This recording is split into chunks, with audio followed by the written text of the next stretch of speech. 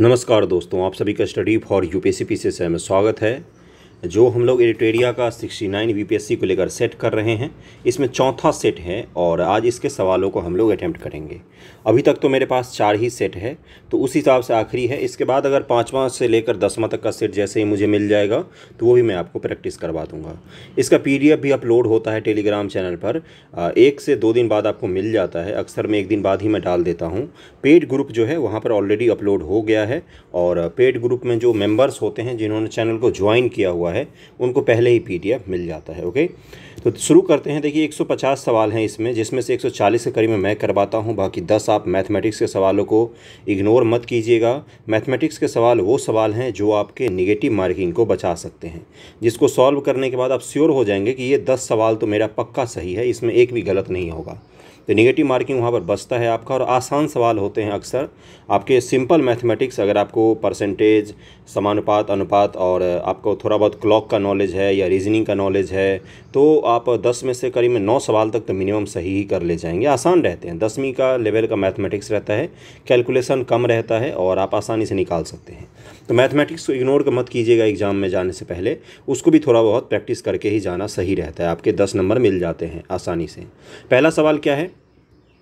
1857 favourite topic होता है BPSC का, वहाँ सवाल पूछे जाते हैं। मैच कीजिए कौन सा युग्म सुमेलित है, सही है आपको बताना है। देखिए क्या लिखा हुआ है, इलाहाबाद के सामने लियाकत अली लिखा हुआ, क्या ये सही है? अगला क्या है, फैज़ाबाद के सामने मौलवी अहमदुल्ला लिखा हुआ है, मौलवी अहमदुल्ला। और कानपुर के सामने नाना साहब लिखा हुआ है। इसका आंसर डी हो जाएगा। तीनों के तीनों सही दिए हुए हैं, ABC तीनों सही होगा, इसका आंसर डी हो जाएगा। ओके, अगले सवाल पर हम लोग चलते हैं। निम्नलिखित में कौन सा कथन असत्य है, ये बताना है आपको। तो देखिए इसमें क्या लिखा हुआ है, वास्को डी गामा 1498 भारत के पश्चिमी तट पर स्थित कालीकट पहुंचने वाला प्रथम यूरोपीय यात्री था। तो सही है ये। वास्को डी गामा ने पुर्तगाल के शासक हेनरी द नेविगेटर के प्रतिनिधि के रूप में भारत की यात्रा की। अल्फांसो डी अल्बुकर्क भारत के प्रथम पुर्तगाली गवर्नर था, ये यहाँ पर गलत दिया हुआ है। अल्मीडा जो था वो पहला पुर्तगाली गवर्नर था। इसको याद करने का ट्रिक ऐसे है कि पहले अल्मीरा आएगा तब अल्बुकर्क आएगा, बुक तब उसके बाद आता है। अल्मीरा के बाद बुक आता है, तो देखिए अल्मीरा होगा तभी तो बुक रखेंगे, तो अल्बुकर्क बाद में आता है, अल्मीडा पहले आता है। ओके, अगला सवाल है कि जेम्स प्रथम के राजदूत के रूप में निम्नलिखित में से कौन जहांगीर के दरबार में आया था? जेम्स प्रथम का राजदूत पूछा गया है। तीसरे का आंसर क्या हो जाएगा? इसका आंसर हो जाएगा कैप्टन हॉकिंस और टॉमस रो दोनों ही आया था, इसका आंसर सी हो जाएगा। आपको ये बताना है, इस बार यूपी वालों ने पूछा था, यूपीपीएससी 2023 के पीटी में इससे जुड़ा हुआ सवाल पूछा गया था। आपको ये बताना है कि इन दोनों के आने का ईस्वी क्या था, कौन सी ईस्वी में ये दोनों आए थे।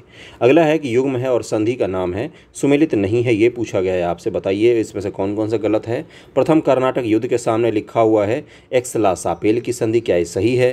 द्वितीय कर्नाटक के सामने लिखा हुआ है कि पेरिस की संधि। तृतीय कर्नाटक युद्ध के सामने पंडिचेरी के से ये लिखा हुआ है। तो देखिए तृतीय जो है इसमें पेरिस की संधि हुई थी और द्वितीय में पंडिचेरी की संधि हुई थी, तो इसका आंसर क्या हो जाएगा? डी हो जाएगा। उपरोक्त में से एक से अधिक गलत है, बी और सी जो है ये दोनों ही गलत दिया हुआ है। ओके, निम्न से किससे उत्तरवर्ती मुगल शासक को शाहजहां द्वितीय भी कहा जाता है? तो 5 का आंसर क्या हो जाएगा? इसका आंसर हो जाएगा रफ़ी-उद-दौला जो है इसको क्या कहा जाता है? शाहजहां भी कहा जाता है द्वितीय। अगला है आपका कि अंग्रेजों ने किस वर्ष दिल्ली पर अधिकार किया था? तो छठे का आंसर क्या हो जाएगा? 1803 ईस्वी में अंग्रेजों ने दिल्ली पर अधिकार किया था। मुगल बादशाह शाह आलम द्वितीय 1759 से 1806 के समय में 1803 में अंग्रेजों ने दिल्ली पर अधिकार कर लिया। यह प्रथम मुगल बादशाह था जो अंग्रेजों का पेंशनर बना था। कौन? मुगल बादशाह शाह आलम द्वितीय। शाह आलम द्वितीय का वास्तविक नाम अली गौहर था। ओके, अगला है निम्न से किस यूरोपीय कंपनी ने भारत अपना पहला कारखाना सूरत में खोला था? तो कौन सा पहला यूरोपीय कंपनी है? तो 7 का आंसर क्या हो जाएगा? उपयुक्त में से एक से अधिक हो जाएगा। ब्रिटिश ईस्ट इंडिया कंपनी ने 1608 ईस्वी में खोला था, 1608 में खोला था ब्रिटिशर्स ने। और फिर उसके बाद से फ्रांसीसियों ने खोला था, 1668 में खोला था। और फिर यहाँ पर 16 डचों ने 1605 ईस्वी में स्थापित किया था मुसलीपट्टम में। डचों ने मुसलीपट्टम में किया था। तो यहाँ पर क्या पूछा गया? सूरत में। इसका आंसर कौन कौन सा होना चाहिए? ए और बी दोनों ही होना चाहिए, इसलिए 7 का आंसर क्या हो जाएगा? डी हो जाएगा। एक से अधिक सही दिए हुए हैं, एक से अधिक सही दिए हुए हैं, यहाँ पर डी इसका आंसर हो जाएगा, डी इसका आंसर हो जाएगा। अगले सवाल पर हम लोग चलते हैं। अगला सवाल क्या है कि निम्न से कौन सा कथन श्वेत विद्रोह के संदर्भ में सही है? श्वेत विद्रोह मुंगेर एवं इलाहाबाद में रहने वाले श्वेत अंग्रेज अधिकारियों के द्वारा सैनिकों को प्राप्त होने वाला दोहरा भत्ता बंद करने के विरोध में हुआ था। दोहरा भत्ता बंद करने का निर्णय 1763 में कोर्ट ऑफ डायरेक्टर हेक्टर ने किया था, जिसे क्लाइव के द्वारा लागू किया गया था। और श्वेत विद्रोह के समय ही कुछ अंग्रेज सैनिक प्लान कर रहे थे क्लाइव की क्यों न हत्या कर दिया जाए। तो श्वेत विद्रोह को ध्यान में रखेंगे, ये अंग्रेजी सैनिकों का ही विद्रोह था, अंग्रेजों के खिलाफ ही विद्रोह था। तो 8 का आंसर क्या हो जाएगा, सही पूछा गया है आपसे कौन सा सही है, तो दोनों को दोनों स्टेटमेंट सही दिए हुए हैं। अगला है कि 1724 में सूकर खेरा का युद्ध किसके मध्य में हुआ था, तो 9 का आंसर क्या हो जाएगा, निजामुल मुल्क और मुगलों के मध्य में हुआ था। इसका आंसर क्या हो जाएगा, बी आंसर हो जाएगा। 11 अक्टूबर 1724 को मुगलों की ओर से हैदराबाद के सूबेदार मुबरीज खां और एवं निजामुल मुल्क के बीच सूकर खेरा नामक स्थान पर युद्ध हुआ। इस युद्ध में विजय के बाद निजामुल मुल्क दक्कन का स्वामी बन गया था और विवश होकर मुगल शाह जो सम्राट था मोहम्मद शाह रंगीला, उसने निजामुल मुल्क को स्वतंत्र हैदराबाद का स्वामी मानते हुए दक्कन का वाइसराय भी बना दिया था। प्रथम आंग्ल मैसूर युद्ध की समाप्ति किस संधि के द्वारा हुई थी, तो 10 का आंसर क्या हो जाएगा, मद्रास की संधि के द्वारा हुई थी। 1769 में मद्रास की संधि हुई थी 1769 में, और इसमें हैदर अली की विजय हुई थी। बक्सर के युद्ध के समय बंगाल का गवर्नर जनरल कौन था, तो वेंसीटाट था, वेंसीटाट। 22 अक्टूबर 1764 ईस्वी को बक्सर का युद्ध हेक्टर मुनरो के नेतृत्व वाली अंग्रेजी सेना और बंगाल के नवाब मीर कासिम, मुगल सम्राट शाह आलम द्वितीय, अवध के नवाब शुजाउद्दौला के बीच में ये युद्ध हुआ था और उसमें कौन जीत गया था, हेक्टर मुनरो की जीत हो गई थी। 12 नंबर सवाल है आपका, निम्न से कौन सा कार्य वॉरेन हेस्टिंग्स के कार्यकाल में नहीं हुआ था, ये बात पूछा गया है आपसे, बताइए कौन कौन सा नहीं हुआ था। कलकत्ता में टकसाल की स्थापना, रेगुलेटिंग एक्ट प्रिसीजन एक्ट का पारित होना, सलवाई की संधि, हैदर अली की मृत्यु, ये सब किसके कार्यकाल में हुआ था, तो वॉरेन हेस्टिंग्स के कार्यकाल में हुआ था। इसका आंसर डी हो जाएगा, डी हो जाएगा। निम्न से किस गवर्नर जनरल ने दास व्यापार एवं दासों के पर निर्यात पर प्रतिबंध लगाया था, किस गवर्नर जनरल ने लगाया था, 13 का आंसर हो जाएगा, कर्नवालिस ने लगा दिया था प्रतिबंध। अगला है कि लॉर्ड वेलेस्ली द्वारा किस वर्ष सिविल सैनिकों के प्रशिक्षण के लिए कलकत्ता में फोर्ट विलियम कॉलेज की स्थापना की गई थी, तो 14 का आंसर क्या हो जाएगा, सी 18 ईस्वी में फोर्ट विलियम कॉलेज की स्थापना कलकत्ता में की गई थी। यूपीएससी भी पूछ चुका है ये सवाल। अगला है कि मार्टियर डुरंड आयोग द्वारा 1893 भारत और अफगानिस्तान के बीच सीमा का निर्धारण डुरंड रेखा किस वायसराय के समय में किया गया था, तो 1893 में कौन सा वायसराय, तो 15 का आंसर हो जाएगा, लॉर्ड लैंसडाउन था वायसराय उस समय भारत का। निम्न से कौन सा युग्म सही सुमेलित है, ये पूछा गया है, वायसराय है और संबंधित घटना है। अब आप मैच कीजिए कौन सा युग्म सही सुमेलित है। लॉर्ड चैम्सफोर्ड के समय में क्या हुआ था, प्रथम विश्व युद्ध की शुरुआत, नहीं ये गलत दिया हुआ है। प्रथम विश्व युद्ध की शुरुआत जब हुई तब लॉर्ड हार्डिंग द्वितीय था दिल्ली में, आपने सुना भी होगा कि हार्डिंग पर बम फेंका गया था, 1910 से 1916 के बीच में रहा था ये। उसके बाद से कौन सा है, Lord Willingdon Congress Samajwadi party की स्थापना, ये सही दिया हुआ है, 1931 से 36 तक ये वाइसराय रहा था, उसी समय कांग्रेस पार्टी समाजवादी की स्थापना 1934 में हुई है, ये सही है।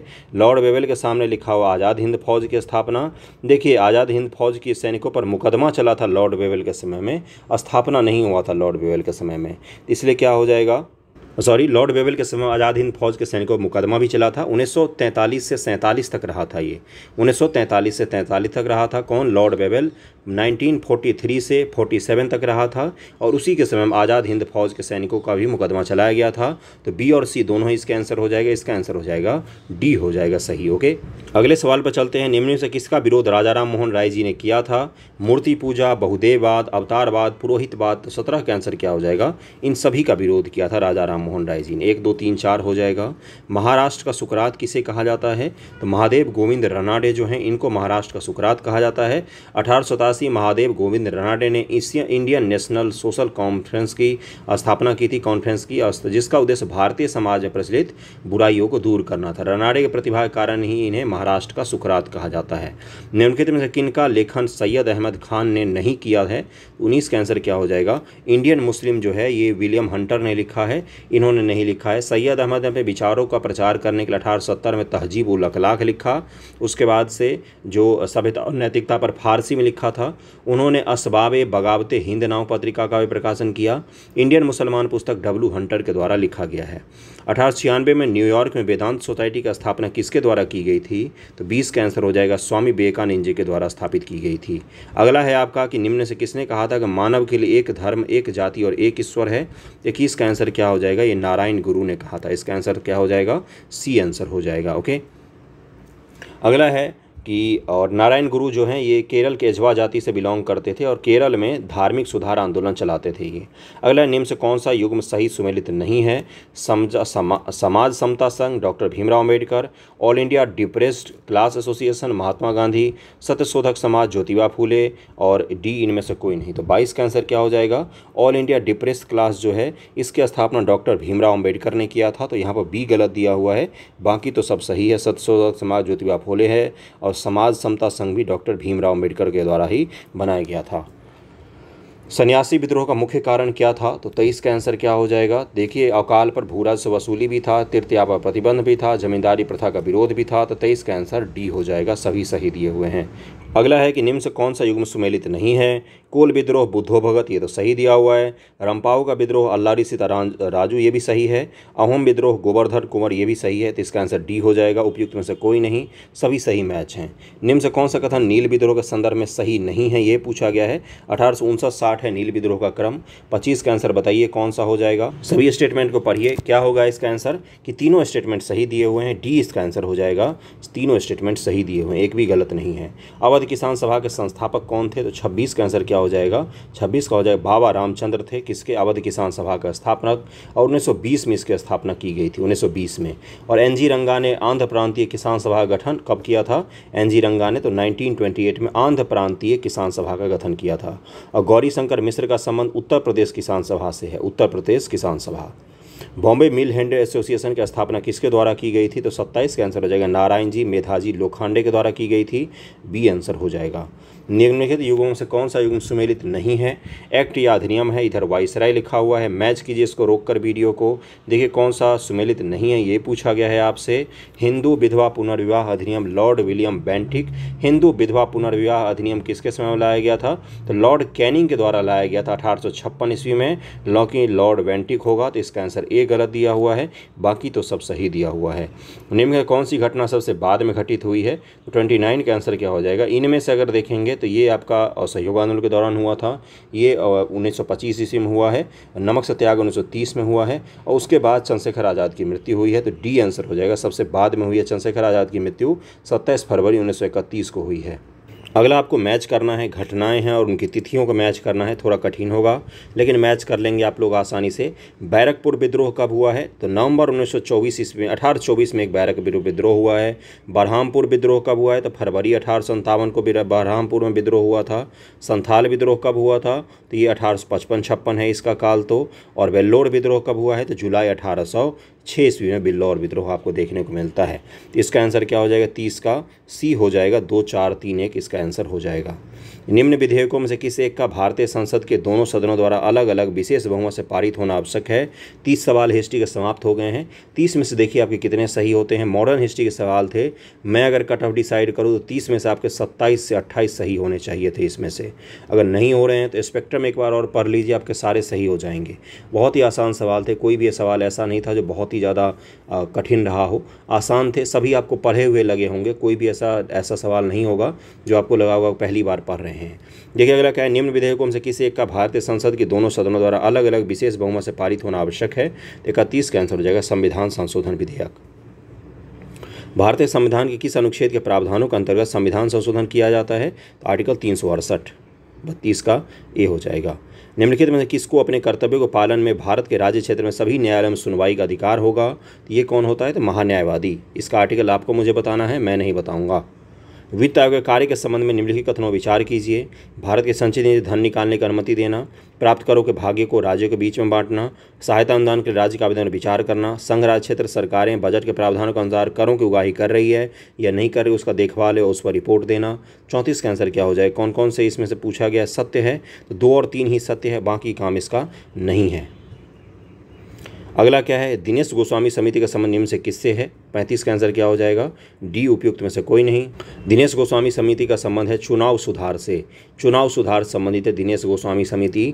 नहीं आता है इस तरह के फैक्ट तो छोड़ दिया कीजिए, नेगेटिव लगने से अच्छा है कि आपका नेगेटिव बच जाए, एक छोड़ दिया कीजिए। नहीं अगर याद होता है तो जबरदस्ती मत किया कीजिए। अगले सवाल पर चलते हैं। क्या है कि लोकसभा अथवा विधानसभा के निर्वाचन में किसी उम्मीदवार की जमानत राशि जब्त कर ली जाती है? यदि ऐसा क्या होता है जब उसकी जमानत राशि जब्त कर ली जाती है? 36 का आंसर क्या हो जाएगा? उसको यदि कुल वैध मत का 1/6 भाग भी प्राप्त नहीं होता है तो क्या हो जाएगा? उसको जो जमानत है वो जब्त हो जाएगा। सी इसका आंसर हो जाएगा। निर्वाचन आयुक्त हटाया जा सकता है किसके द्वारा? 37 का आंसर हो जाएगा उपयुक्त में से कोई नहीं। राष्ट्रपति निर्वाचन आयुक्तों को मुख्य निर्वाचन आयुक्त के परामर्श के द्वारा हटा सकते हैं, इसलिए इसका आंसर क्या हो जाएगा? डी। मुख्य निर्वाचन आयुक्त का पूरा कार्यकाल होने से पूर्व राष्ट्रपति द्वारा हटाया जा सकता है, किंतु इसके लिए संसद के दोनों सदनों से विशेष बहुमत पारित होना चाहिए, यानी कि मुख्य निर्वाचन आयुक्त जो हैं उनके लिए महाभियोग जैसी प्रक्रिया है। निर्वाचन आयोग के संदर्भ में निम्न से कौन सा एक कथन सत्य है? और 30 का आंसर क्या हो जाएगा? देखिए यहाँ पर लिखा हुआ है कि भारतीय संविधान के अनुच्छेद 324 में निर्वाचन आयोग के गठन का प्रावधान है, बाकी तो गलत दिया हुआ है। और इसका जो स्थापना है 1950 में किया गया है। निर्वाचन आयोग का कार्यकाल अधिकतम 5 वर्षों का होता है। देखिए निर्वाचन आयुक्त अधिकतम 6 वर्ष या 65 वर्ष की आयु तक काम कर सकते हैं। ओके, संविधान के इस अनुच्छेद में यह प्रावधान किया गया है कि लोकसभा तथा राज्य विधानसभा के सदस्यों का चुनाव वयस्क मताधिकार के आधार पर होगा, तो यह किया गया है आर्टिकल 326 में। भारत में विभिन्न चुनाव के लिए निम्नलिखित कौन सी निर्वाचन प्रणाली अपनाई जाती है? तो 40 का आंसर क्या हो जाएगा? देखिए फर्स्ट पास द पोस्ट व्यवस्था भी अपने यहाँ, और एकल संक्रमणीय अनुपातिक प्रतिनिधित्व प्रणाली भी है। इसका आंसर क्या हो जाएगा? 1 और 3 इसका आंसर हो जाएगा। अगला सवाल है कि संविधान का 73वां संविधान संशोधन अधिनियम 1992, जिसका लक्ष्य देश से पंचायती राज संस्थानों को प्रोत्साहित करना था, निम्नलिखित में से किन या किन चीज़ों की व्यवस्था करता है? 73 संविधान के द्वारा कौन कौन से व्यवस्था किए गए थे देश में? तो देखिए यहाँ पर क्या लिखा हुआ है, राज्य निर्वाचन आयोग द्वारा सभी पंचायतों का चुनाव होगा, ये भी व्यवस्था किया गया था, और राज्य वित्त आयोग की स्थापना भी इसी संविधान संशोधन के द्वारा की गई थी। इसका आंसर क्या हो जाएगा? 2 और 3 सही हो जाएगा। 41 का बी हो जाएगा। ग्राम सभा के संबंध में कौन सा कथन सत्य है? तो 42 का कौन सा हो जाएगा? ग्राम सभा एक पंचायत क्षेत्र के अंतर्गत वयस्कों की सभा है, बिल्कुल सही है ये तो। ग्राम सभा के सदस्य 18 वर्ष या उससे अधिक आयु के व्यक्ति होते हैं। सभा के सदस्य 18 वर्ष से ज़्यादा के होते हैं। ग्राम सभा के सदस्य बनने की योग्यता वही रखता है जिसका नाम गाँव की मतदाता सूची में हो, बिल्कुल सही है। सारे के सारे सही दिए हुए हैं। इसका आंसर हो जाएगा डी। विकेंद्रीकरण प्रणाली की सिफारिश किस समिति ने की थी? 43 का आंसर क्या हो जाएगा? ये किया था सबसे पहले बलवंत राय मेहता समिति ने। बलवंत राय मेहता समिति ने, सी आंसर हो जाएगा। 1957 भारत सरकार ने ग्राम स्तर पर विकास की समस्याओं का अध्ययन करने के लिए 1957 ईस्वी में इस समिति का गठन किया था। भारत का राष्ट्रपति अनुच्छेद 352 के अनुसार राष्ट्रीय आपात की घोषणा कर सकता है, कब कर सकता है? तो 44 का आंसर क्या हो जाएगा? युद्ध के कारण, विद्रोह, आक्रमण के कारण, सशस्त्र विद्रोह के कारण, आंतरिक उपद्रव के कारण। तो इसका आंसर क्या हो जाएगा? देखिए युद्ध के कारण भी घोषित कर सकते हैं राष्ट्रपति महोदय, विदेशी आक्रमण के कारण भी कर सकते हैं, सशस्त्र विद्रोह के कारण भी कर सकते हैं। आपको पता ही है कि जो मूल संविधान में सशस्त्र विद्रोह के शब्द के स्थान पर आंतरिक अशांति शब्द था, जिसको बदल दिया गया था। तो 1, 2, 3 होना चाहिए, तो इसमें से कोई नहीं है, तो इसका आंसर क्या हो जाएगा? डी हो जाएगा। 1, 2, 3 होना चाहिए। ओके, आंतरिक उपद्रव मूल संविधान में लिखा हुआ था, जिसको हटा दिया गया है, इसलिए 4 तो हो ही नहीं सकता, और 1, 2, 3 होना चाहिए, तीसरा नहीं है, इसलिए इसका आंसर डी हो जाएगा। किस संविधान संशोधन अधिनियम के अंतर्गत मतदाताओं की उम्र 21 से घटाकर 18 वर्ष की गई है? तो 45 का आंसर क्या हो जाएगा? 61वां संविधान संशोधन था ये, और इसी के द्वारा उम्र को कम किया गया। आप बता सकते हैं कि किस ईस्वी में किया गया था ये? सौरमंडल के संबंध में निम्नलिखित कथनों विचार कीजिए। पॉलिटी के सवाल खत्म हो चुके हैं, करीब में 15 सवाल थे पॉलिटी के। अब बताइए आपके कितने सही हुए हैं। अब साइंस का सवाल शुरू हो रहा है, ज्योग्राफी वगैरह का। तो सौरमंडल के संबंध में निम्न कथनों पर विचार कीजिए। सौरमंडल का केंद्र बिंदु सूर्य है, और सूर्य अपने अक्ष पर पश्चिम से पूर्व की दिशा में घूमता है, सूर्य अपने अक्ष पर। तो 46 का आंसर क्या हो जाएगा? केवल 1 सही है, केवल 1 सही है। ए आंसर हो जाए, केवल 1 सही है। सूर्य अपने अक्ष पर पूर्व से पश्चिम दिशा में घूमता है, ना कि पश्चिम से पूर्व दिशा में घूमता है। 0 डिग्री अक्षांश रेखाएं, 0 डिग्री देशांतर रेखाएं आपस में कहाँ पर मिलती हैं? अक्षांश और देशांतर कहाँ पर मिलती हैं? तो ये गिनी की खाड़ी में मिलती है। गिनी की खाड़ी में अफ्रीका के पश्चिमी तट के पास आपको दिख जाएगा गिनी की खाड़ी। अगला क्या है कि प्रमुख ज्वालामुखी एवं उनके देशों के सही सुमेलन की पहचान कीजिए। अब आपको ज्वालामुखी और उसके देश मैच करना है। आपसे पूछा गया है इसमें कौन कौन से सही सुमेलन है, ये बताना है। एटना ईरान में, मोनोलोआ इंडोनेशिया, स्टाम्बोली दक्षिण अफ्रीका। देखिए क्या एटना कहाँ पर है? तो ये ईरान नहीं, इटली में है। मोनोलोआ कहाँ पर है? तो ये हवाई द्वीप यूएसए में है, इंडोनेशिया में नहीं है। स्टाम्बोली कहाँ, दक्षिण अफ्रीका में है क्या? नहीं, इटली में है। इसमें से कोई सा भी सही मैच नहीं है, इसका आंसर डी हो जाएगा।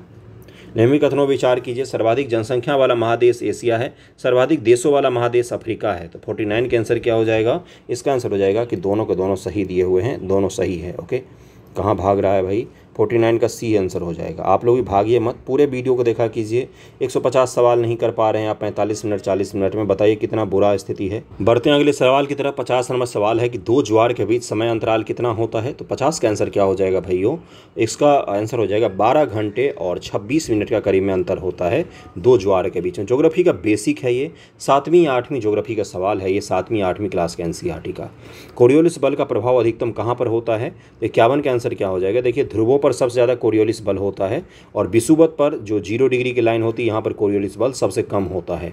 इसलिए 0 डिग्री पर कभी भी आप चक्रवात नहीं देख सकते, साइक्लोन नहीं देख सकते हैं, क्योंकि साइक्लोन को अपनी घूर्णन गति प्राप्त करने के लिए किसकी ज़रूरत पड़ती है, तो कोरियोलिस बल की ज़रूरत पड़ती है। तो इसका आंसर बी हो जाएगा।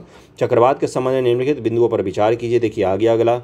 चक्रवात के केंद्र में निम्न वायु दाब क्षेत्र का निर्माण होता है। चक्रवात उत्तरी गोलार्ध में काउंटर क्लॉकवाइज दिशा में घूमती है। तो 52 का आंसर क्या हो जाएगा, केवल 1 सही दिया हुआ है, लेकिन केवल 1 भी सही नहीं होगा। केंद्र में कभी कभी हाई प्रेशर भी बनता है, जहां पर प्रति चक्रवात की दशाएं बनती है वहां पर केंद्र में हाई प्रेशर भी बनता है।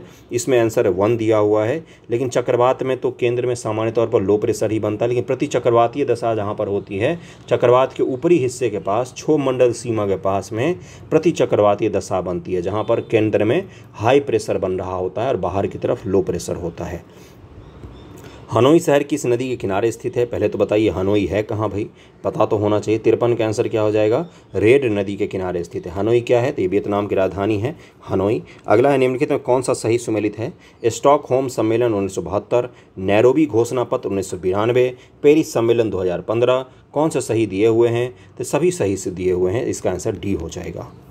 स्टॉकहोम सम्मेलन संयुक्त राष्ट्र पर्यावरण कार्यक्रम की स्थापना, प्रतिवर्ष 5 जून को पर्यावरण दिवस मनाया जाता है। नैरोबी घोषणा पत्र किससे संबंधित है, तो अंतर्राष्ट्रीय संधियों के प्रभावी क्रियान्वयन के लिए संबंधित है। और पेरिस किसके लिए है, तो CO2 के उत्सर्जन को कम करने के लिए बाध्यकारी समझौता है। डिवाइडिंग रेंज पर्वत श्रृंखला किस देश में स्थित है। तो डिवाइडिंग रेंज जो है ये ऑस्ट्रेलिया में है। डिवाइडिंग रेंज क्यों कहा जाता है, क्योंकि इस पर्वत के पूरे पश्चिमी भाग में ऑस्ट्रेलिया का द ग्रेट विक्टोरिया डेजर्ट है और इसके पूर्वी भाग में पतली सी परत है जहाँ पर पूरी ऑस्ट्रेलिया की आबादी निवास करती है। तो निम्नलिखित में से अगला सवाल क्या है, निम्नलिखित को लवणता की मात्रा के अनुसार घटते क्रम में सबसे अधिक लवणता और उसके कम उससे कम में सजाना है आपको। सजाइए, बहुत ही आसान है। सबसे ज़्यादा लवणता कहाँ पर है, तो वॉन झील में है। थोड़ा सा कठिन सवाल है ये। 2 हो जाएगा सबसे पहले। 2 देखिए किस में है, इसको और इसको काट ही दीजिए। 2 के बाद क्या हो जाएगा, 2 के बाद हो जाएगा आपका मृत सागर। 2 1 हो जाएगा, उसके बाद से क्या हो जाएगा, काला सागर, फिर बाल्टिक सागर आंसर हो जाएगा। उसके बाद बाल्टिक सागर फिर काला सागर, इसका आंसर सी हो जाएगा, सी हो जाएगा। ओके, अगले सवाल पर चलते हैं। 56 का आंसर सी हो जाएगा। अगला सवाल है आपका, निम्नलिखित में से क्या कनाडा के संबंध में सही नहीं है। कनाडा की समुद्री रेखा विश्व में सबसे लंबी है। कनाडा विश्व का दूसरा सबसे बड़ा देश है। कनाडा के क्यूबेक प्रांत को देश के अंदर देश कहा जाता है। उपयुक्त में से कोई नहीं। तो 57 का आंसर क्या हो जाएगा, उपयुक्त में से कोई नहीं। देखिए कौन सा है, तो सभी के सभी सही दिए हुए हैं, यहाँ पर डी हो जाएगा। सभी सही दिए हुए हैं, कोई भी गलत नहीं है। निम्न से कौन सी नदी ब्राज़ील एवं पराग्वे की सीमा निर्धारित करती है। आसान सवाल है ये तो, बताइए। पराना नदी है। पराना नदी का नाम सुना होगा, बेसिक ज्योग्राफी का है ये, घटना चक्र भी किया होगा तो भी पता होगा। केंद्रीय बजट 2023-24 का बजट का आकार कितना रुपए का है, तो 58 का आंसर क्या हो जाएगा, 45,03,097 करोड़ रुपए का है। तो इसका आंसर क्या हो जाएगा, बी आंसर हो जाएगा। सॉरी 97 करोड़ है ना, उधर 79 लिखा हुआ है, 97 होगा। देखिए यहाँ पर कन्फ्यूजन हो जाती है, आप भी देखा कीजिए। 45,03,097 करोड़ रुपए का केंद्रीय बजट है। ओके, अगले सवाल पर हम लोग चलते हैं। अगला सवाल क्या है कि निम्नलिखित में कौन बजट 2023-24 के 7 प्राथमिकताओं से संबंधित है। कौन कौन से चीज़ें ऐसी हैं जो इसमें सातों के सातों, देखिए इनमें से कौन कौन है जो 7 प्राथमिकता में शामिल है। तो पहला क्या हो जाएगा, समावेशी विकास है, हरित विकास है, अंतिम व्यक्ति तक पहुँचना, सक्षमता को सामने लाना, वित्तीय क्षेत्र, अवसंरचना, निवेश। भारत की प्रगति 7 में नहीं शामिल है, तो इसका आंसर क्या हो जाएगा, 1 2 3 4 5 6 शामिल है। अगला सवाल है कि बजट 2023-24 के अनुसार नई व्यक्तिगत आयकर व्यवस्था में स्लैबों की संख्या 6 से घटकर कितनी कर दी गई है। 61 का आंसर क्या हो जाएगा, 5 कर दी गई है स्लैब, पहले 6 थे अब 5 हो गए हैं। वित्तीय वर्ष 23-24 के लिए रेलवे का पूंजीगत परिव्यय कितना रखा गया है, तो 62 का आंसर क्या हो जाएगा, 2.4 लाख करोड़। पर्यावरण संबंधित किसकी चर्चा केंद्रीय बजट 2023-24 में की गई है। पर्यावरण संबंधित 63 का आंसर हो जाएगा, उपयुक्त में से 1 से अधिक। देखो अपना देश भी है, स्वदेश दर्शन योजना भी, वाइब्रेंट विलेज प्रोग्राम भी है, पर्यावरणीय पर्यटन पर्यटन, बहुत सारे सवाल पढ़ता हूँ, आंखें चौंध गई मेरी। पर्यटन है, पर्यटन लिखा हो, पर्यटन लिखा हुआ है, पर्यटन लिखा, पर्यावरण गलती से मैंने बोला, माई मिस्टेक। पर्यटन जुड़ी हुई ये तीनों के तीनों योजनाएं, वही मुझे भी लगा पर्यावरण का इसमें क्या काम है भाई। पर्यटन जुड़ी हुई ये तीनों के तीनों योजनाएं हैं मुख्य रूप से। वाइब्रेंट विलेज प्रोग्राम तो आपका बॉर्डर पर जो गाँव हैं उनको भी डेवलप करना है, इसलिए इसका आंसर क्या हो जाएगा, डी हो जाएगा, उपयुक्त में से एक से अधिक हो जाएगा। जल जीवन मिशन के लिए वित्त वर्ष 2023-24 में कितने करोड़ का बजटीय प्रावधान है, 64 का आंसर हो जाएगा बी, 70,000 करोड़। अगला सवाल है आपका कि आर्थिक समीक्षा 22-23 के अनुसार वित्त वर्ष 23-24 के लिए आर्थिक वृद्धि दर अनुमानित की गई है, 65 का आंसर हो जाएगा सी, 6.6 से लेकर 6.8% तक। वित्त वर्ष 21-22 में कृषि और संबद्ध क्षेत्र में कुल कितने प्रतिशत की वृद्धि देखी गई है, 66 का आंसर हो जाएगा सी, 3% की। केंद्रीय बजट में करवा चुका हूं, जाकर देखिएगा, वीडियो को मिल जाएगा, आसानी से हो जाएगा, एक बार कर लीजिए बजट को, बाकी तो आप MCQ में करवाऊंगा ही। वित्त वर्ष 21-22 के दौरान कुल कितने किलोमीटर राष्ट्रीय राजमार्ग सड़कों का निर्माण किया गया है, इसका आंसर क्या हो जाएगा, इसका आंसर हो जाएगा आपका 10,457 किलोमीटर। आर्थिक समीक्षा के अनुसार अप्रैल सितंबर 2022 तक भारत में FDI निवेश करने वाले शीर्ष 3 देश कौन से हैं, तो 68 का आंसर क्या हो जाएगा, सिंगापुर, मॉरिशस और UAE, इसका आंसर हो जाएगा ए। आर्थिक समीक्षा 22-23 के अनुसार राष्ट्रीय हरित हाइड्रोजन मिशन से भारत किस वर्ष तक ऊर्जा के मामले में आत्मनिर्भर हो जाएगा, तो भारत 2047 तक आत्मनिर्भर हो जाएगा। आर्थिक समीक्षा 22-23 के अनुसार दिसंबर 2022 के अंत तक भारत का विदेशी मुद्रा भंडार डैश हो गया था, 70 का आंसर क्या हो जाएगा सी, 562.7 बिलियन अमेरिकी डॉलर हो गया। सूची को मैच करना है, घरेलू मक्खी, एस्केरेसिस, बिल्ली, मलेरिया परजीवी और इधर दिया हुआ है संघ, किससे ये लोग बिलोंग करते हैं, इसको मैच कीजिए। 71 का आंसर देखिए क्या हो जाएगा, ए है घरेलू मक्खी, ये ऑर्थोपोडा संघ से बिलोंग करती है। एस्केरिस तो ये आपका नीमेटोडा संघ से बिलोंग करती है। बिल्ली है, ये स्तनी वर्ग से बिलोंग करती है। मलेरिया परजीवी ये प्रोटोजोआ से बिलोंग करती है, इसका आंसर क्या हो जाएगा, ए हो जाएगा। अगले सवाल पर चलते हैं, DNA की उप इकाइयों को क्या क्या क्या कहा जाता है, तो 72 का आंसर क्या हो जाएगा, न्यूक्लियोटाइड कहा जाता है। आसानी है तो आसान था। निम्न से रक्त के संबंध में कौन से कथन सत्य हैं, रक्त के संबंध में आपसे पूछा गया है कौन से कथन सत्य हैं। देखिए यहाँ पर क्या लिखा, रक्त में RBC, WBC, प्लेटलेट्स की संख्या बराबर होते हैं, ऐसा नहीं होता। लाल रक्त कोशिका की संख्या सर्वाधिक होती है RBC की संख्या, तो इसका आंसर हो जाएगा बी कथन सही दिया हुआ है, बाकी यहाँ पर गलत दिए हुए हैं। निम्न खनिजों पर विचार कीजिए, कैल्शियम, लौह, सोडियम। उपयुक्त खनिजों से मानव शरीर के पेशियों के संकुचन के लिए किसकी आवश्यकता होती है, पेशियों के संकुचन के लिए आवश्यकता पड़ती है आपका सी हो जाएगा, तीनों की ही, कैल्शियम, लोहा और सोडियम तीनों की। निम्न से कौन सा एक हरे पत्ते का प्राथमिक कार्य नहीं है, प्राथमिक कार्य नहीं है, तो 75 का आंसर क्या हो जाएगा, खाद्य और जल का चालन, ये इनका काम नहीं है। ये प्रकाश संश्लेषण के द्वारा भोजन का निर्माण करती हैं, खाद्य और जल का चालन इनका काम नहीं है। जाइलम जो है ये जल पहुंचाने का काम करते हैं और फ्लोएम जो है वो फूड पहुंचाने का काम करते हैं। ओके, अगले सवाल पर चलते हैं कि जीका वायरस के बारे में निम्न से कौन सा कथन सही है, ये बताना है आपको। पढ़िए तीनों को, सही कथन को निकालिए, एक एक सवाल को कीजिए। क्या लिखा हुआ है, यह सर्वप्रथम युगांडा के जीका वन में एक बंदर पाया गया था, ये भी सही दिया हुआ है भाई। यह दिन के स्वयं सक्रिय एडीज मच्छरों से संचारित होता है, ये भी सही दिया हुआ है। यदि कोई गर्भवती महिला से बच्चों को भी संक्रमित करता है, तो यदि कोई गर्भवती महिला जीका वायरस के संक्रमण का शिकार हो जाती है तो उसके गर्भ में पल रहे शिशु को भी माइक्रोसिफेलिस नामक बीमारी होने का खतरा बना रहता है, तो इसका आंसर क्या हो जाएगा, और इससे शिशु का मस्तिष्क का विकास रुक जाता है, तो इसका आंसर हो जाएगा डी। सभी कथन सही दिए हुए हैं। निम्न में से कौन सा हार्मोन जिसकी अधिकता में एक्रोमिगली नामक विकार उत्पन्न हो सकता है, तो देखिए ये इस हार्मोन का नाम है सोमेटोट्रोपिक हार्मोन, बी है। कठिन सवाल लगा होगा आपको, निसंदेह कठिन लगा होगा। वृद्धि हार्मोन या सोमेटोट्रोपिक हार्मोन शरीर की वृद्धि, विशेषतः हड्डियों की वृद्धि को नियंत्रित करता है, और ये पिट्यूटरी ग्लैंड जो होता है ना वहीं से स्रावित होता है, इसको जरूर ध्यान में रखिएगा। इससे क्या होता है, वृद्धि रुक जाती है, बच्चे बौने हो जाते हैं, इसका ध्यान में रखेंगे। स्पॉन्जिला निम्न से किस संघ का जीव है, 78 का आंसर क्या हो जाएगा, ए हो जाएगा, संघ पोरीफेरा संघ से बिलोंग करती है स्पॉन्जिला नामक जीव। ओके, अगले सवाल पर चलते हैं। 80 नंबर पर 79 है, कछुए के पीठ पर निम्न से कौन सा शैवाल पाया जाता है, तो 79 का आंसर क्या हो जाएगा, प्रोटोडर्मा नाम है इस शैवाल का, यही पाया जाता है। खजूर निम्न से किस कुल से संबंधित है, तो 80 का आंसर क्या हो जाएगा, प्लामी कुल से संबंधित है, प्लामी। पाम से याद रख सकते थे, प्लामी। अगला क्या है, आलू किस कुल से संबंधित है, तो 81 का आंसर क्या हो जाएगा, आलू है आपका सेलेनेसी कुल से संबंधित है, सेलोनेसी, इसका आंसर ए हो जाएगा। PDF में आपको डिटेल में मिल जाएगा, वहाँ से ज़रूर पढ़िएगा, क्योंकि मेरे सामने जो PDF पढ़ा उसमें बहुत ही डिटेल में समझाया हुआ है। लगभग में एक पेज में 2 एक्सप्लेनेशन दिए हुए, इतने डिटेल में PDF है। जब मैं आपको PDF दूंगा तो उससे ज़रूर पढ़िएगा। निम्न से पौधों का वृद्धि हार्मोन कौन सा है? 82 का आंसर क्या हो जाएगा? ये तो घटना चक्र का सवाल है। 82 का आंसर हो जाएगा आपका एबेसिक अम्ल जो है, ये पौधों का वृद्धि हार्मोन है। ऑक्सी श्वसन के संबंध में निम्न से कौन सा कथन असत्य है? तो 83 का आंसर क्या हो जाएगा? देखिए यहाँ पर क्या दिया हुआ है, इस श्वसन में अवायवीय श्वसन की तुलना में कम मात्रा में ऊर्जा उत्पन्न होता है। ये यहाँ पर असत्य है, गलत दिया हुआ है। बाकी तीनों के तीनों स्टेटमेंट सही हैं। निम्न से कौन से कवक गन्ने में लाल सड़न के रोग के लिए जिम्मेदार होता है? ये बायोलॉजी बेसिक अगर आपने 8वीं का पढ़ा होगा, 8वीं 9वीं में है, तो वहाँ पर आपको दिख जाएगा। 84 का आंसर क्या हो जाएगा? ए हो जाएगा।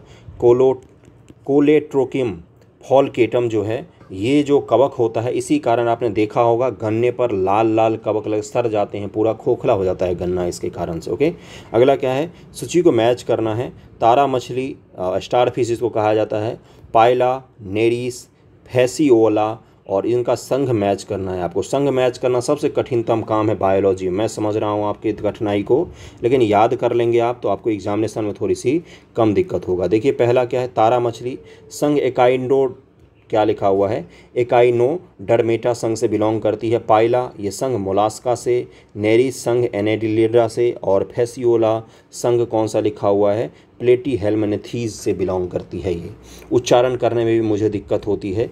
इसका आंसर क्या हो जाएगा? 1 2 3 4 होना चाहिए, ए आंसर हो जाएगा इसका। ओके, अगले सवाल पर हम लोग चलते हैं। 86 नंबर सवाल पर, रक्त के थक्का बनने की प्रक्रिया में निम्न में से कौन सी प्रतिक्रिया सत्य है, ये बताना है आपको। 86 का आंसर क्या हो जाएगा? उपयुक्त में से एक से अधिक सत्य है, यानी कि ये सभी कथन सत्य दिए हुए हैं। यहाँ पर रक्त की थक्का बनने की प्रक्रिया के बारे में ये सभी कथन सत्य दिए हुए हैं। अगला है कि ग्लोब्यूलिन निम्न में से किसका एक प्रकार है? तो 87 का आंसर हो जाएगा, ये प्रोटीन का एक प्रकार है। इसका आंसर क्या हो जाएगा? ये प्रोटीन का एक प्रकार है। ओके, एमाइलेज तथा लाइपेज नामक एंजाइम का स्रावन किस ग्रंथि से होता है? तो 88 का आंसर क्या हो जाएगा? अग्नाशय से होता है, ए आंसर हो जाएगा इसका। क्रेब्स चक्र की क्रिया किन कोशिकाओं में होती है? तो 89 का आंसर क्या हो जाएगा? सी हो जाएगा। प्रोकैरियोटिक एवं यूकैरियोटिक दोनों कोशिकाओं में होती है क्रेब्स चक्र की प्रक्रिया। ओके, अगले सवाल पर चलते हैं कि निम्न में से मेरु रज्जा का कार्य नहीं है, ये पूछा गया आपसे। 90 का आंसर क्या हो जाएगा? शरीर को संतुलित करना, ये इसका काम नहीं है, बल्कि प्रतिवर्ती क्रियाओं का नियंत्रण और समन्वय करना इसका काम है। मस्तिष्क से आने जाने वाले उद्दीपनों का संवहन करना भी इसका काम है। तो इसका आंसर क्या हो जाएगा? डी हो जाएगा। बी और सी सही दिया हुआ है। सूची को मैच करना है। एंड्रोकाइनोलॉजी और एम्ब्रियोलॉजी, हेमेटोलॉजी, एंटोमोलॉजी, और इधर आपको मैच करना है कि किसका अध्ययन से बिलोंग करते हैं। ये अध्ययन से एक सवाल जरूर पूछे जाते हैं। साइंस के सवाल थोड़े से कठिन बनाए गए हैं जानबूझकर इस सेट में, ताकि आपको थोड़ा सा याद हो जाए। देखिए इसको मैच कीजिए। एंट्रोकाइनोलॉजी ये अंतःस्रावी तंत्रों का अध्ययन है। एम्ब्रियोलॉजी ये किससे जुड़ा हुआ है? तो भ्रूण का अध्ययन होता है ये। हेमेटोलॉजी ये किससे संबंधित है? तो ये रक्त का अध्ययन कहलाता है, ये हो जाएगा इसका। एंटोमोलॉजी ये क्या होता है? कीट पतंगों का अध्ययन होता है। इसका आंसर क्या हो जाएगा? 2 4 1 3 हो जाएगा। 2 4 1 3 ए आंसर में दिया हुआ है, 91 का ए हो जाएगा। अगले सवाल पर चलते हैं हम लोग कि बैक्टीरिया जीवों के वर्गीकरण संबंधित निम्न से किस जगत का भाग है? तो 92 का आंसर क्या हो जाएगा? मोनेरा जगत का भाग है, ए आंसर हो जाएगा। निम्न से कौन सा कथन सही है? मोटोजोआ वर्ग के जीव बहुकोषीय होते हैं। आम का वैज्ञानिक नाम मिंगेफेरा इंडिका है। प्रतिष्ठा जगत के जीवों में लैंगिक व अलैंगिक दोनों ही प्रकार के जनन होते हैं। तो 93 का आंसर हो जाएगा सी। तीनों के तीनों सही दिए हुए हैं। ट्रांसपोजोन क्या है? तो 94 का आंसर क्या हो जाएगा? जीन है ये एक प्रकार का। ट्रांसपोडोन का अन्य नाम जंपिंग जीन है। जंपिंग जीन अलग अलग क्रोमोजोम्स में अपनी स्थिति को बदलते रहते हैं। ओके, प्रकाश रासायनिक अभिक्रिया होती है कहाँ पर? तो 95 का आंसर क्या हो जाएगा? 95 का आंसर हो जाएगा ग्रीना में होती है ये अभिक्रिया, ए आंसर हो जाएगा। पटना उच्च न्यायालय के प्रथम मुख्य न्यायाधीश कौन थे? बिहार स्पेशल यहाँ शुरू हो गया। साइंस में कितने सही हुए हैं आपके? कठिनतम था तो 10-15 भी अगर आप सही कर पा रहे हैं तो बहुत अच्छी स्थिति में है। और अगला क्या है? 96 पटना उच्च न्यायालय के प्रथम मुख्य न्यायाधीश कौन थे? तो सर एडवर्ड मेंट चैम्बियार थे। इसका आंसर सी हो जाएगा। 96 का आंसर सी हो जाएगा। निम्नलिखित जनप्रतिनिधियों को उनके निर्वाचन क्षेत्र की जनसंख्या के अनुसार घटते क्रम में सजाइए। तो 97 का आंसर क्या हो जाएगा? 4 2 3 1 हो जाएगा। सबसे जिला परिषद, फिर आपका हो गया मुखिया, फिर आपका होगा पंचायत समिति सदस्य, फिर आपका वार्ड सदस्य हो गया। ओके, अगला है आपका, निम्नलिखित कथनों विचार कीजिए। राज्य का प्रशासनिक प्रधान मुख्य सचिव होता है, मुख्य सचिव मंत्रिमंडल का सचिव होता है। तो 98 का आंसर क्या हो जाएगा, दोनों सही दिए हुए हैं। बिहार विधानमंडल के संबंध में गलत कथनों को चिन्हित कीजिए। बिहार में द्विसदनीय विधायिका है, सही है, ये गलत है। बिहार विधानसभा भारत में तीसरा सर्वाधिक सीट वाला विधानसभा सदन है। विधान परिषद भारत में सर्वाधिक सीट वाला विधान परिषद सदन है। तो इसका आंसर क्या हो जाएगा, गलत कथन एक भी नहीं है, सॉरी गलत कथन तो है ही, सी भी गलत है, बी भी गलत है, बी और सी दोनों गलत है। चौथा है बिहार। पहला है यूपी आपका 403, दूसरा है पश्चिम बंगाल जहाँ पर 294 विधानसभा सीट है, फिर महाराष्ट्र है 288, उसका चौथा बिहार का आता है 243। और देश में सबसे बड़ा विधान परिषद, भारत में सर्वाधिक सीट वाला विधान परिषद, ये भी गलत है।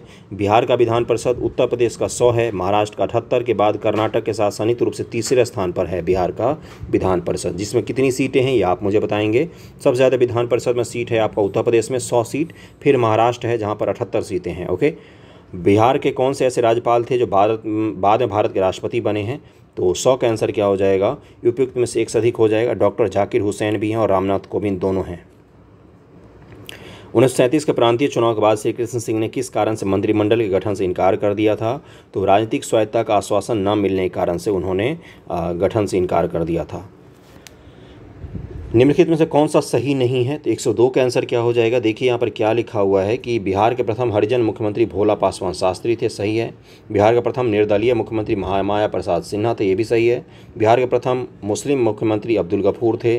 तो 102 का आंसर क्या हो जाएगा, बिहार के प्रथम मुस्लिम मुख्यमंत्री अब्दुल गफूर ही थे। इसका आंसर डी हो जाएगा, उपयुक्त में से कोई सा भी नहीं, सभी के सभी सही दिए हुए हैं। बिहार पंचायती राज अधिनियम 2006 के अनुसार ग्राम सभा के संबंध में सही कथन का चुनाव कीजिए। पंचायती राज के अधीन ग्राम सभा सबसे बड़ी सभा होती है। ग्राम सभा की बैठक की अध्यक्षता प्रमुख करता है और ग्राम सभा की बैठक के लिए प्रारंभिक गणपूर्ति 1/20 की होती है। तो 103 का आंसर क्या हो जाएगा, 1 और 3 सही दिया हुआ है, 1 और 3 सही हो जाएगा, 1 और 3 सही है। यहाँ पर जो होती है ग्राम सभा की बैठक की अध्यक्षता जो होती है वो मुखिया के द्वारा की जाती है, ना कि प्रमुख के द्वारा। बिहार विधानसभा में निम्नलिखित में किस दल का प्रतिनिधित्व नहीं है? तो 104 का आंसर क्या हो जाएगा, वीआईपी पार्टी का नहीं अभी तक। अगला है कि बिहार राज्य को निम्नलिखित में किस फसल हेतु कृषि कर्मण्य पुरस्कार नहीं मिला है? 105 का आंसर क्या हो जाएगा, डी, यानी कि बिहार राज्य को उपरोक्त सभी फसल के लिए कृषि कर्मण्य पुरस्कार मिल चुका है। 11-12 में चावल के लिए मिला था और 12-13 में गेहूं के लिए मिला है, 17-18 में आपका गेहूं के लिए मिला है, 16-17 मक्का के लिए मिला है।